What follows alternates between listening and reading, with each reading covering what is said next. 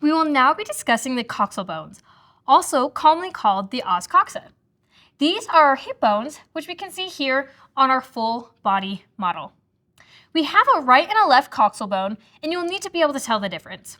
One silly way to start when you're learning these is just to hold them up, and they need to be like a telephone. So the naturally fitting one would be the respective right and left. So this would be a left, and then this one would be our right. But let's start looking at some of the structures, and then I'll give you some more clear direction on how to know rights and lefts. The coxal bones consist of 3 bones fused together. An approximate breakdown is shown here with these sticks. This large superior portion is called the ilium. The ischium is this inferior posterior portion, and the pubis is this inferior anterior portion. This large depression is the iliac fossa and can help us know that we are on the anterior medial side, as we can see here. We can also see the auricular surface here.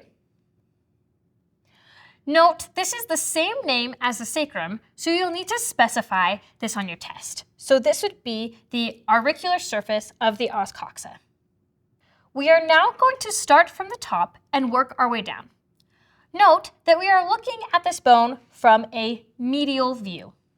So to start, we have the iliac crest here, which is this whole upper portion, iliac crest. Moving anteriorly, we can see our anterior superior iliac spine. And then we have the anterior inferior iliac spine. So again, starting from the iliac crest and moving posteriorly, we have the posterior superior iliac spine, and then the posterior inferior iliac spine. Continuing down, we hit the greater sciatic notch, which is this large indent here. Then we have the ischial spine, which is just inferior to the greater sciatic notch. We then have the lesser sciatic notch, which is just below the ischial spine. We then hit the ischial tuberosity, which is this whole edge here. Looping around, we hit the ischial ramus, which is here. We have now arrived at the pubis bone, so this part would be called the inferior pubic ramus. Don't worry, on your test they'll make it clear if it's more towards the ischium bone or more towards the pubis bone.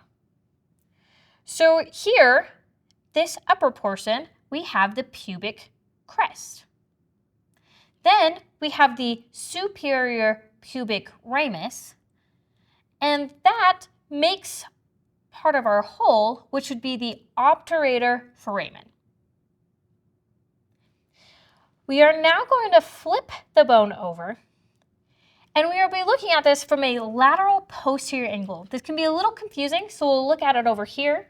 So this is the direction we'll be looking at this bone.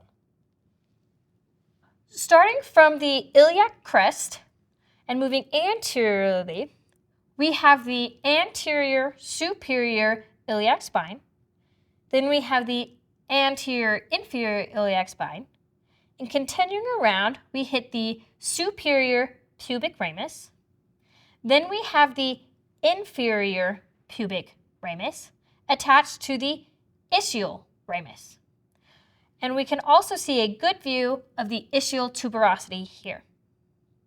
Moving upward, we then have the lesser sciatic notch, followed by the ischial spine, and then we have the greater sciatic notch.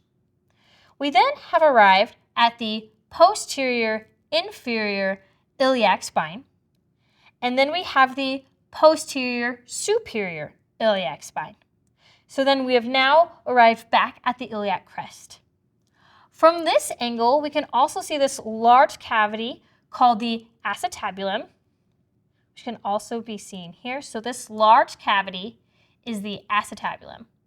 This is where the head of the femur articulates with the coxal bones, which we can see here on the full body model. So to better determine rights and lefts, we'll need to remember that the acetabulum will always be lateral and the pubis will always be anterior, with the greater sciatic notch being posterior. So putting these all together, we can understand that this would be a left os coxal bone. Going back to the full model, we can see the connection point between the two pubis bones, and it is called the symphysis pubis.